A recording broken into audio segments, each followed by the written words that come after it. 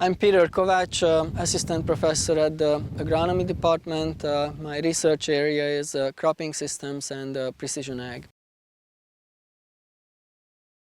So we work both on the corn and soybean side. On the corn, primary focus on the nitrogen application timing and rate in terms of how it affects grain yield and nutrient uptake. So we try to optimize both the application timing and the application rate or fertilizer rate to balance yield increase and environmental impact.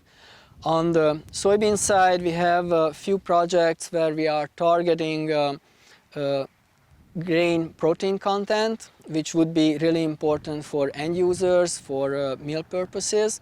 So we are trying to utilize some of the in-season management practices or changing some of the in-season management practices which can improve the grain protein yield, which could be important in the future for grain marketing.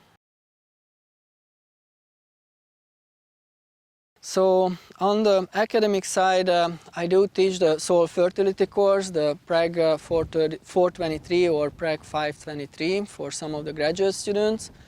And also I teach every other semester the crop production course, the PS 103. Plus I'm doing the internship I'm the internship coordinator for the department, so I oversee the summer internships for credit for those students who are taking, plus the seminar following the internship.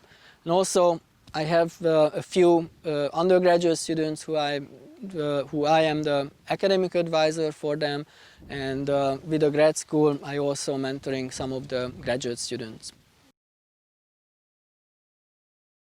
So certainly the new precision ag major was a big driving force to come and to apply to South Dakota State, and during the application process I was fortunate enough that I got offered for the position.